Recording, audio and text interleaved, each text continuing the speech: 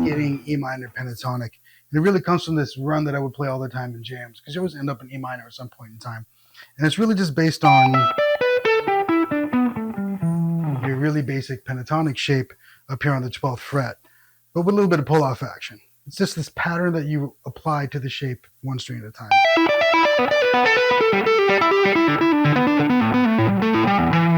Probably notice it's the same pattern you could see in the longer version. Let's take a look at how we put that together, because it's really simple, and every time I would play it, people just kind of like perk up. It looks like this. Start on any string. We're going to start on the highest string. Just to pull off of the two notes, then pull off to open, and the first note of the next string. Then we just continue that through the pattern of the pentatonic scale.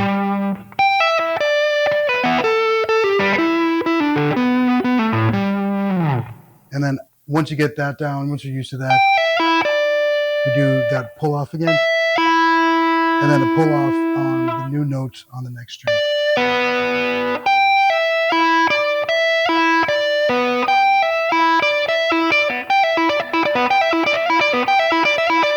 And then we just continue that pattern one string at a time. So E string, B,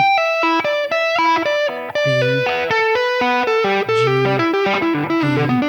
A. So all together.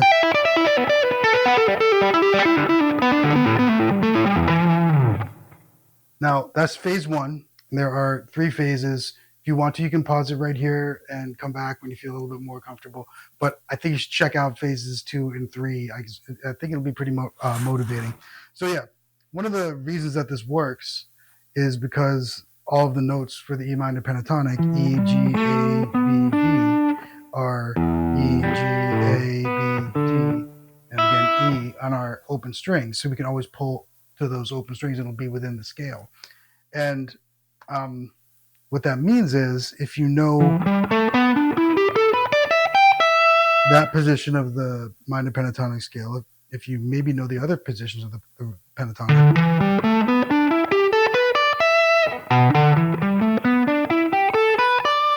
guess what? This pattern works with all of those.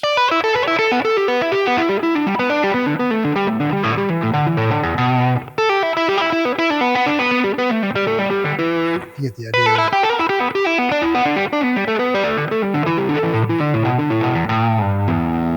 So phase 2 is to be able to play the cascading minor pentatonics in each position, all 5 of them. Now there's a ton of videos out there that'll explain what those are. I'm not going to rehash that here, because this is about this particular like pattern and exercise, but this is what that looks like.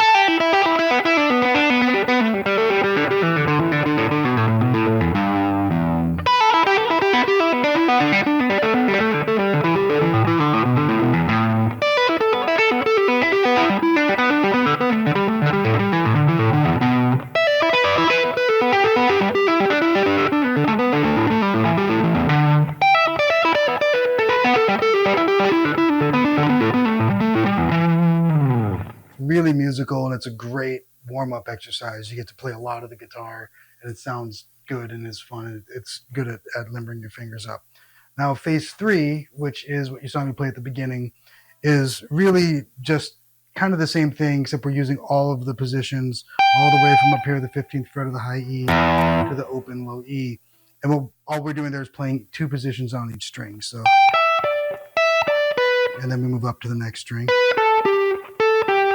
String, position, string, position, and then I'm done. I'm out of strings and positions. So.